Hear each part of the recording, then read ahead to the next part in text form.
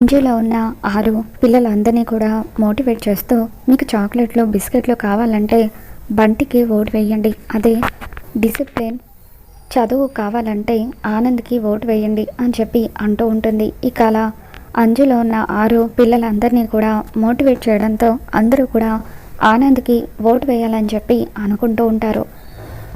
అంజు ఆనంద్కి ధైర్యం చెప్తూ, ఆనంద్ నువ్వేం టెన్షన్ పడకు, ఖచ్చితంగా అందరూ నీకు ఓటు వేస్తారు అని అంటూ ఉంటే అప్పుడు అమ్మో అంజు నువ్వు చాలా బాగా మాట్లాడవే, నువ్వు మాట్లాడిన తీరుకి మేమే చాలా కన్విన్స్ అయిపోయాము, స్టూడెంట్స్ అందరూ కూడా ఇంకా కన్విన్స్ అయిపోయి ఉంటారు, ఖచ్చితంగా ఆనంద్ గెలుస్తాడన్న నమ్మకం ఇప్పుడిప్పుడే మాకు కలుగుతుంది అని చెప్పి వాళ్ళందరూ కూడా చాలా సంతోషంగా ఉంటారు.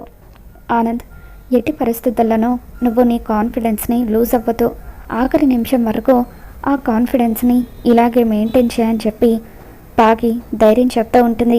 మరోపక్క షాపింగ్ మాల్లో మనోహరి ఏర్పాటు చేసిన మేనేజర్ కావాలని తన టాలెంట్ని చూపిస్తూ చిత్ర దగ్గర మార్కులు కొట్టేయాలని ప్రయత్నిస్తూ ఉంటాడు. వచ్చిన కస్టమర్స్ అందరూ కూడా చీరలు బాగున్నాయని చెప్పి చిత్ర వాళ్ళని మెచ్చుకుంటూ ఉంటే అప్పుడు చిత్ర వినోద్తో, చూసావా వినోద్, మన షాప్ ఎలా లాభాల్లో నడుస్తుందో, నెల తిరిగేలోపు ఖచ్చితంగా మనం పెట్టిన పెట్టుబడి అంతా కూడా సంపాదించేసుకుంటాం, నాకు నమ్మకం కలుగుతుంది అని చిత్ర అంటూ ఉంటుంది. ఇప్పుడు మనం చేయాల్సింది ఏంటంటే నెక్స్ట్ మనం తీసుకురాబోయే స్టాక్ ఎక్కడి నుండి తీసుకురావాలి, ఎటువంటి స్టాక్ తీసుకురావాలి, దీని మీద మనం వర్క్ చేయాలి. ఫెస్టివల్ సీజన్ రాబోతుంది కాబట్టి దానికి తగ్గట్టుగా మనం స్టాక్ అంతా కూడా తీసుకురావాలి అని చెప్పి బల్క్లో ఒకేసారి తీసుకువస్తే అప్పుడు చీప్గా దొరుకుతాయి కాబట్టి మనకి ఎక్కువ లాభాలు కూడా వస్తాయి అని చిత్ర చెబుతూ ఉంటుంది. ఇక దాంతో వినోద్, కాదు చిత్ర, అలా ఒకేసారి స్టాక్ అంతా కూడా తీసుకురావడం మంచిది కాదేమో, ఎందుకంటే పాత స్టాక్ అంతా కూడా క్లియర్ చేయడానికి కష్టం అవుతుంది, పైగా డిజైన్స్ అన్నీ కూడా మారుతూ ఉంటాయి, ఒకవేళ అలా జరిగితే మళ్ళీ సేల్స్ తగ్గిపోతాయి కదా అని చెప్పి వినోద్ అంటూ ఉంటాడు. అలా ఏం ఉండదులే వినోద్, ఖచ్చితంగా మనం తీసుకువచ్చే బల్క్ స్టాక్ అంతా కూడా క్లియర్ అవుతుందని నాకు నమ్మకం ఉంది, నువ్వేం కంగారు పడుకో, నేనున్నాను కదా, నేను చూసుకుంటాను అని చెప్పి చిత్ర మేనేజర్తో ఈ శారీస్కి సంబంధించిన స్టాక్ అంతా కూడా ఎక్కడ దొరుకుతుందో నీకు తెలుసా అని చెప్పి అడుగుతూ ఉంటే అప్పుడు ఆ మేనేజర్, మేడం నాకు సూరత్లో తెలిసిన షాప్ ఒకటి ఉంది, మీరు లోన్ పెట్టుకొని కూడా అక్కడ శారీస్ని తెప్పించుకోవచ్చు, వాళ్ళు నాకు తెలిసిన వాళ్ళే కాబట్టి క్వాలిటీ అయిన బట్టల్ని మీకు తక్కువ రేటుకే ఇస్తారు అని అంటూ ఉంటే మరి ఇంకెందుకు ఆలస్యం, అయితే అక్కడి నుండి మనం పూర్తి స్టాక్ తెప్పించుకుందామని చెప్పి చిత్ర అంటూ ఉంటుంది. అప్పుడు వినోద్, చిత్ర మనం అక్కడికి ఒకసారి వెళ్ళి శాంపిల్గా కొన్ని శారీస్ని తెప్పించి వాటిని టెస్ట్ చేస్తే బెటర్ ఏమో, క్వాలిటీ అనేది మనకు అర్థం అవ్వాలి కదా అని అంటూ ఉంటే మీరేం కంగారు పడకండి సార్, ఇంతకుముందు ఆల్రెడీ నేను ఒక షాపింగ్ మాల్లో వర్క్ చేశాను, దీని గురించి పూర్తి నాలెడ్జ్ నాకుంది, మీరు క్వాలిటీ గురించి ఏమాత్రం ఆలోచించాల్సిన పని లేదు, అక్కడ 100 రూపాయలకు దొరికే చీరను ఇక్కడ మనం 1000 రూపాయలకు అమ్ముకోవచ్చు అని చెప్పి అతను కావాలని చిత్రను మ్యానిపులేట్ చేస్తూ ఉంటాడు. ఇక దాంతో చిత్ర, వినోద్ అతను చెప్తున్నాడు కదా, అతనికి ఎక్స్పీరియన్స్ ఉంది కదా, మనకి తెలియదు కాబట్టి మనం సైలెంట్గా ఉండడం బెటర్ అని చెప్పి, సరే మేనేజర్ నువ్వు చెప్తున్నావు కదా, నీకు ఆల్రెడీ తెలుసని, అయితే 5 కోట్ల రూపాయలకు కావాల్సిన స్టాక్ అంతా కూడా తెప్పించేసి, ఎలాగో 2 డేస్లో ఫెస్టివల్ సీజన్ స్టార్ట్ అవ్వబోతుంది, ఆఫర్స్ పెడితే ఖచ్చితంగా జనాలందరూ కూడా ఎగబడి కొంటారు అని చెప్పి చిత్ర ఆ మేనేజర్కి చెప్తూ ఉంటుంది. నాకెందుకో నువ్వు చేసేది కరెక్ట్ అనిపించడం లేదు, 5 కోట్ల రూపాయలకి ఒకేసారి స్టాక్ తెప్పించడం ఏంటి అని వినోద్ అంటూ ఉంటాడు. వినోద్, ముందు మనం డేట్ చేసి పెట్టుబడి పెడితేనే ఆ తర్వాత డబల్ అమౌంట్ మనకి రిటర్న్ వస్తుంది, నువ్వేం ఆలోచించకు, నేనున్నాను కదా, నేను చూసుకుంటాను అని చెప్పి చిత్ర అంటూ ఉంటుంది. మరోపక్క స్టూడెంట్స్ అందరూ కూడా ఒక్కొక్కరుగా వచ్చి తమ ఓట్ని వేస్తూ ఉంటారు. బాగి మిగతా 4 పిల్లలు కూడా అక్కడే నిలబడి చూస్తూ ఉంటారు. బంటి కూడా తనే గెలుస్తానని చెప్పి కాన్ఫిడెంట్తో ఎంతగానో ఆనందపడిపోతూ ఉంటాడు. మనోహరి, ప్రిన్సిపల్ ఇద్దరూ కూడా రూమ్లో కూర్చొని కెమెరాస్లో వాళ్ళు ఎవరికి ఓటు వేస్తున్నారో చూస్తూ ఉంటారు. పిల్లలందరూ కూడా ఎక్కువగా ఆనంద్కి ఓటు వేస్తూ ఉండడంతో, ఏంటి మేడం ఇది, బంటిని ఖచ్చితంగా గెలుస్తాడని మీరు చెప్పారు కదా, చూస్తుంటే ఆనంద్కి ఓట్లు ఎక్కువగా పడుతున్నాయేంటి అని మనోహరి అంటూ ఉంటుంది. మనోహరి మేడం, నిన్నటి వరకు అందరూ కూడా బంటి వైపే ఉన్నారు, కానీ సడన్గా ఏమైందో తెలీదు.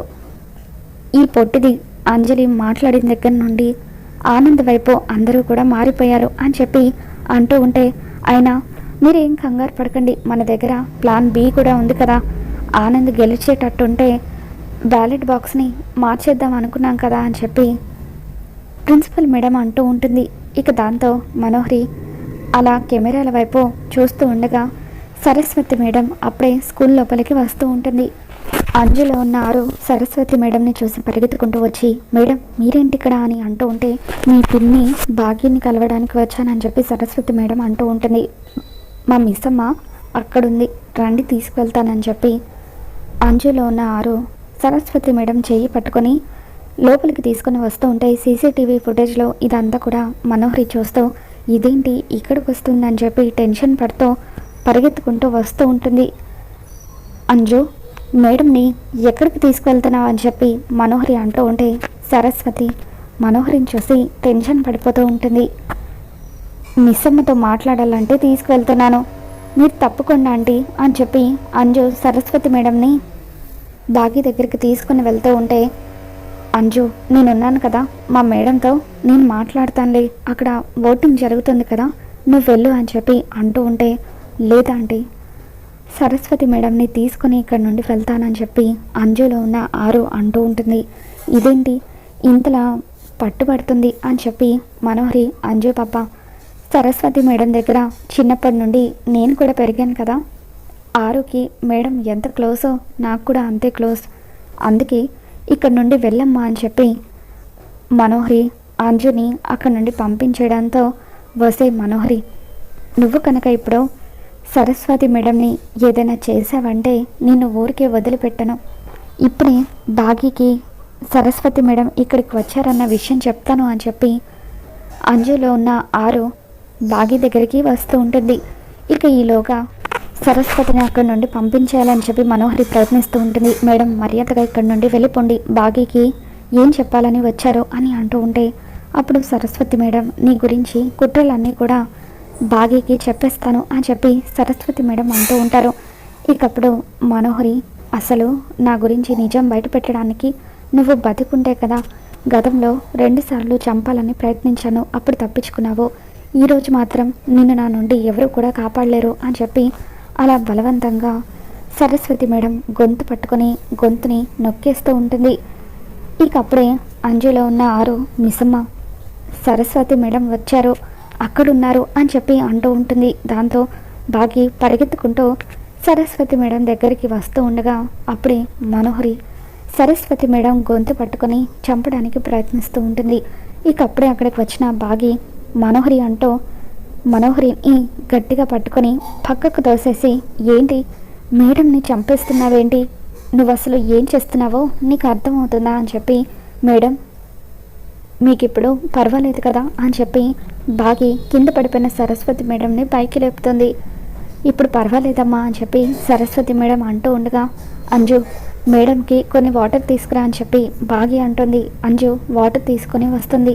ఇక అప్పుడు బాగి, మేడం ఇప్పుడు చెప్పండి మేడం అసలు ఏం జరిగింది అని అంటూ ఉంటే, ఈ మనోహరి మనిషి కాదు, నరరూప రాక్షసి, ఇప్పటి వరకు 3 సార్లు నన్ను చంపాలని ప్రయత్నించింది, నేను చనిపోయినా పర్వాలేదు, కానీ చనిపోయే ముందు మీకు నిజం చెప్పి తీరాలి, ఆరు చావుకి కారణం మరెవరో కాదు ఈ మనోహరి అని చెప్పి సరస్వతి మేడం అంటూ ఉంటుంది. అలా మనోహరి చేసిన కుట్రలన్నీ కూడా సరస్వతి మేడం బాగి ముందు బయట పెట్టేస్తుంది.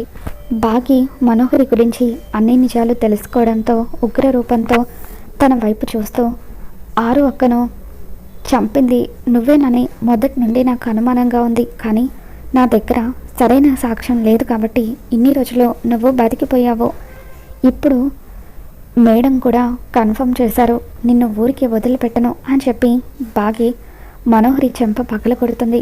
మరి రాబోతున్న ఎపిసోడ్లో ఏం జరగబోతుందో మరి మన ఛానల్లో తెలుసుకుందాం. ఈ వీడియో మీకు నచ్చినట్లయితే తప్పకుండా లైక్ చేయండి.